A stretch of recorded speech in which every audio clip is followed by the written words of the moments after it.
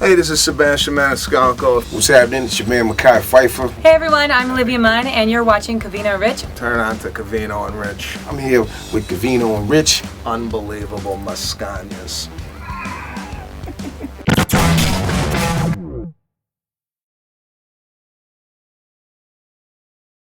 Years. Hey, it's Jen Widerstrom. You can finish your sentence. Hi, Jen. How are you? What's going on? Good to see you. We're going to talk fitness, but maybe you could help out here in the world of romance. Maybe fitness ties into this somehow. Good to see you. Hey, bud. How are you? Romance. Married 13 years, dating 13 years. Okay, I'm ready. Been married for 13 years. Okay. Jen Widerstrom on the Covino and Rich show. Seems like the sex in the past year or so has dwindled. Been trying everything. She says she needs more cuddling. So I try to cuddle more, but my hormones get in the way, and I just want to go for the kill. I want to have sex. Night after night, I get pushed away, so I try one night just to cuddle, and it starts getting so hot. It's too hot. I start sweating. I have to roll over. Any other people out here feel my pain? Yeah, look, women want to be cuddled all night, and it's impossible for men because you do get hot, and you just want to get to the other side of the pillow, the cool side of the pillow. You want to sleep in comfort. Does anyone actually sleep cuddled? Absolutely not. Okay, the guy's not alone. Here's the deal. And we're not going to even talk about it. Let's just get into love today. Happy Valentine's. Yeah. Oh, my God. Hey. Listen, you got to cuddle her during the day. And what I mean by that is I think women just want to have those small little attention things going on. So at night, it's not the last opportunity / first try that you've had to try and show her some thoughtfulness. So cuddle her emotionally during the day, so at night you can sleep without getting hot and maybe have more sex. Emotionally cuddling. That is the thing. You know key. What? That's the key. Not only fitness cuddling. Listen, we need to sleep too. So I mean, the cuddling is just going to last for a few minutes, but just care earlier in the day and you won't have this issue. Relationship expert Jen Widerstrom, because you're right. It's just during the day. I mean, I don't know. I think the mindset's just not there. Right. So it's a matter of making it a priority, or setting a reminder. As lame as that sounds, because your mind's probably setting a reminder. But like the smallest things. Okay, but like if you're brushing your teeth, put toothpaste on her toothbrush. If you're getting coffee for yourself, pull out a mug and like draw a stupid face on a paper towel and be like, "Morning, dude," or whatever. I don't know, whatever you call your person. Whatever it is. Right. Just keep that in mind during the day so that at night you could sleep in peace. Yeah. I think that's great advice. As we said before. However, when the sex starts to dwindle, I do want to make this point. Yep. That's always the first indicator of problems, right or wrong. Well, but I think everyone needs to have realistic expectations. You're not going to be the same you were in the very beginning. Oh, of course. In a relationship, of course, because you can't have that expectation. Starts with appointment sex, so the relationship seems like it's the greatest thing ever, because you see each other once or twice a week, and every time you see him once or twice a week, you're like, oh, things are awesome. And then when you see the person every day, then it's like, well, we don't have to have sex every day, and then it starts to you got to just manage your relationship. Okay, your sign's falling on your head.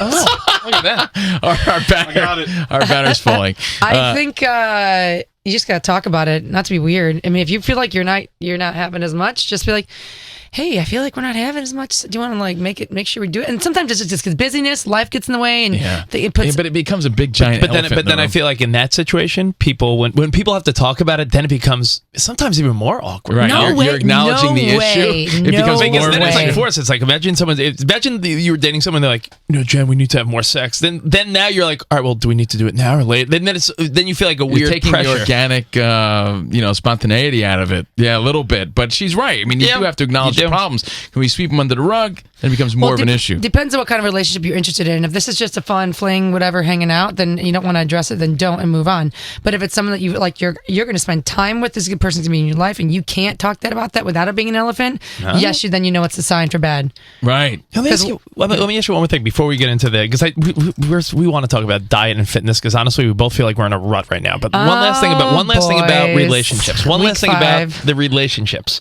When you think about being in a relationship and you do have those sexual ruts, do you always assume that is this a bad assumption that if you're not giving her any attention and love, there may be some other guy that is? Or do women and guys just sometimes go without any attention? Like if you're guy or girl, if you're not giving your other person attention, should you assume they will get it somewhere else? Yes, eventually. Yeah, I agree with yes. But I'm not saying that actually always those endeavors or pursuits end up sexually or like cheating, but they're going to look for it someone at work or whatever it is. People want to feel seen and have attention, and we seek it as humans. I mean, that's just what we do. And a lot of guys think it's just them, like, she's not putting out. It's like, well, if she's not getting any love from you, you're only thinking she's not giving me any love. If she's not getting love, she may want attention. It's just not from you. Well, men are physical beings, women are emotional beings. So if men want to get physical with their emotional women, they got to stay connected there so they get the physical side. That's it. And women need to be responsible for the fact that men are more physical, so make the effort to make sure that connection's there, because men feel valued through physical touch and women feel valued through emotional touch. Does that make sense? Emotional Absolutely. touch? So there you go. And you know what? We say this all the time, but it's true. One of the tips that we always get is to take the TV out of the room, because a lot of times you get into that sort of routine where it's not Netflix and chill. It's just Netflix, and you think you got a good thing going on. You think you have a good relationship because you guys are bonding over Stranger Things or whatever. But all you're just doing is sitting there. Right. And then what happens is when the episode's over and it's sleepy time, you guys fall asleep. So you're really not bonding at all, and you're sleeping on the opposite sides of the bed, and that leads to problems, and then she leaves town with a banana. And that's it. As the song goes. Rotten deal. Oh my God, that was awesome. Yeah, so I mean, and that's the truth, unfortunately. And the end, we want to continue this on another day.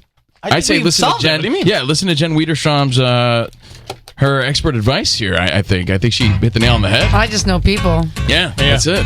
And as you said, your wife left town with a banana. My wife left town with a banana. This is not a real song. Oh, a rotten deal. Yeah. Found that yellow devil hiding in her purse. Yep. He's cold and he's hard, but he's got appeal. Got a peel. Get it? Haha. I hope it never happens to you. Some fruit breaks your marriage in two. My wife left town with a banana. My baby's slipping away. I'll tell you what, to tie this into your world of fitness, Jen, I mean, you gotta also create some sort of physical attraction, too. You know, there's a lot of times where guys complain, they're like, my wife doesn't blow me anymore. And, you know, guys have to face the reality. Well, hey, you know, you're also a fat slob. And, and you don't do anything to give her a reason to want to. Or a guy will say, my wife's letting herself go, or she doesn't dress up anymore. Meanwhile, that's coming from a guy that's a fat piece of shit. Right. You know? Right. Lazy. Lazy. Yes, lazy. No, it's true. Yeah, it's true. You know, I think that's a big problem there, right? You're not taking care of yourself, and you're not putting your best self forward. Therefore, how do you expect someone to be attracted that way? Well, on the greater component is what happens with anybody in a kind of transformation, even my contestants on the show. The weight loss is obvious, but it's the way they pick their eyes off the ground. Their eye contact is better. They're more confident. They're more boisterous. They're more outgoing. So when you invest now I feel forced to give you better eye contact. Give me some eye contact, man. Yeah. So when you're investing in your appearance because you care about how you look and feel, it's going to translate, and that's going to make you even more attractive and going to make your gal in your life care about being closer to you and keeping you and impressing you, because then she's going to feel that same empowerment to take care of herself. And you know what I mean? It's like chicken or the egg. I don't know where it starts to go, or diminish, but if there's nothing more sexy than confidence and knowing who you are. But that's a responsibility. Well, it's a daily choice for me. I'm going to give you creepy eye contact the rest of the time. What's weird is there's two of you, so I'm like, Yeah, instead of staring at you. Hey, Spot, what did you want to chime in? I heard. Well, no, to jump on that tip, I feel like in my relationship, and so I made it clear that I'm kind of in a little rut at home, but I feel like my wife has kind of cited that I've let myself go a little bit. Whoa! How did she let you know that though? You didn't tell me that. I mean, we've had open discussions about things and how things are going. Can I tell you? I've seen her do one thing that's textbook, like polite way to say it. What? She keeps pointing out. Christian put down the hamburger? No, Christian put down the hamburger is not it. No, she keeps pointing out how handsome you looked in your wedding photo. Oh, yeah. And that's like, the typical, like, guys do that too. It's like if a girl's letting herself go, he'll be like, wow, look at this great photo from our beach vacation. 30 pounds ago and zero facial hair? Really, Spot? 30 pounds Probably, ago? 30 yeah. pounds, Wow. 30 pounds, and your beard was more trimmed and precise, and your wife loves to point out how handsome you look in that wedding photo. But here's the issue. Does it motivate you at all? I mean, it does. A little bit. Here's the thing, and this is when it comes to weight loss or it comes to like taking care of yourself. If you don't care, it doesn't matter. It's just going to show up as resentment from her. So you've got to figure out, like, if you want to feel better, look better, that's got to come from you. And as much as she can give you hints about the wedding photo, it has to come from Spot. it has to. Right. So, because Spot, isn't there a part of you that says, like, she should love me no matter what? No, I don't think so. I do feel that way, but I also, I do want to make changes for me. Okay, then why aren't you making them? Because I'm a lazy son of a bitch. No, lazy. then why are you lazy? Excuses. I don't know. Yes, Excuses. you do. I don't. Because you Back- just don't want to do it. He wants to Back lounge it around up. in his boxer briefs all day. A lot of times what I see, and I keep talking to the mic, but I want to make eye contact with please you. do. Ooh, good Can eye I move contact. this? Yeah, Oh my please God. do. Yeah, we can. Yeah. Okay, sometimes, and what often I find is people never fully want to try because they're afraid, what if I tried? Because that would mean I could actually fail. And mean, so I that's think that's the part of worry it. is if I go for it and I try to make a difference and I fall short, what does that say about me? Jen, can you help Spot? Can you help- I'm doing it right No, now. I mean, can you like really help Spot? I think, of course, no one's out of my reach. Come on. That'd be awesome if you could help We need out a lot of Spot. help. He needs motivation. You just I have need some that's my pro- consistency. I don't have the motivation. That's my problem. I'll give you a great example. He has a gym in his building that's actually for. You know, some people don't like the gym in their building. They need to go to a real gym because they need to be in that atmosphere. Yeah. His gym in his building is actually a really great And he's home never gym. gone once. And there are times where I don't want to go to the real gym, so I'll say, Spock, I'm going to come to your place because your gym's nice. And he's never been there one time. They've used And my gym more than I have. So here's the thing. Okay, if you work out for the waistline, it's not going to last. That's why you're unmotivated because you're like, oh, I just don't give a shit. It's too hard. But if you work out for the bigger picture, I think you're going to find more success. And what I mean by that, for me personally, most days I don't feel like going to the gym. Most days it's difficult making the oatmeal. Oh, wow, exciting, eggs again. But for me, I know if I'm skipping breakfast, missing the gym, not taking care of myself, not drinking water, not putting, perfume on, I don't feel as confident. I get more agitated. I'm yelling at my Uber driver because I'm in a pissed off mood. If I was in a relationship, I would be insecure, jealous, not this exciting, happy person because I'm not taking care of myself. So the waistline for me is a side effect of me actually just caring about the way I feel. I get to choose every day how I feel based on the choices I make. Oh, I like that. Wow. It's about how you feel, not about how you look. And by the way, you'll drop weight. That's the easy part. I can do that with anybody can do that. But can you keep it off? We've got to change why you're moving. By the way, how's your Uber rating? Is it bad? 3.2. But you know what I mean when you get agitated? I'm like, are you using Waze? Why don't you take a right turn right here? It says right turn. Hey, why don't you simmer down back there? Do you know what I mean? And so that's when I'm like, I'm agitated. I'm being short with him because I'm being short with myself, and this is not who is that person. Right. Well, Jen Widerstrom from The Biggest Loser, your book, Diet Right for your personality type. Now, you're saying this this is interesting because I'm trying to figure out where Spot. It's weight loss by customizing He's a never programs ever. to your specific personality never type. ever. Yeah, the 5 core personality types could impact how you should go about your diet and fitness, right? So you got the organized doer, the swinger, the rebel, the never ever, and the everyday hero. So go over these real quick. What are most people? I mean, just to set it up for everybody. So again, we have an opportunity as fitness professionals, thought leaders, to provide information. We know information about protein. We know information about carbohydrates. Drink water. Coffee's okay, not too much. We know all this stuff. But why are people struggling to lose weight? Okay, why is it week 5 of the New Year's resolutions or people are failing? Because no one's actually applying the information to the person. It's like a teacher at the head of a classroom. You have people learning in different ways. You have people that are great, kids that are great at learning through reading. Others better through listening. There's all kinds of multiple factors that we need to address in order to help with this behavior change and the success in the kitchen and the workouts. Because if we don't, people are going to go to their default, which, by the way, isn't a bad thing. If someone's a rebel, which is a very disorganized person, very free form, make it up as you go, and I give them a rigid plan, they're going to fail because that's not who they are. And by the way, they shouldn't change it because it's not going to stick. So going through it, you've got your organized doer. It's, by the way, all these are it's like self-described in their titles. Yeah, organized right. doer, they're organized. They thrive on routine. That regular schedule, probably the only thing they like more than making lists is that crossing things off them. You've got the swinger. These are people that kind of have an adventure through food. They love moving around, bouncing from thing to thing, but they get bored very easily. So variety is key. And oftentimes they're given a program that's very same thing, same way every day. So for you as a personal trainer or fitness expert, you often have to figure out what type of person That's why I wrote the they book. are first before you give them everything. advice. It's Okay. everything, because otherwise I'm not going to be effective. It's why, I just got a call from JJ O'Malley. He was my first season of Loser, and he goes, 2 years with 130 pounds down. Like, he's kept it off, and that's All right. exciting. So- but because I've trained JJ, the man, the person, I didn't make him fit into the quantifiable box of do these things, do it this this way, and he would have failed. We all need motivation, obviously. Jen Widerstrom's here. Pick up the new book again, Diet Right for Your Personality Type. But let's use Spot as the example. He's the never ever. What does that mean exactly? The never ever. Never evers are people that happen to get stuck and they're lacking that motivation, and they kind of don't know why.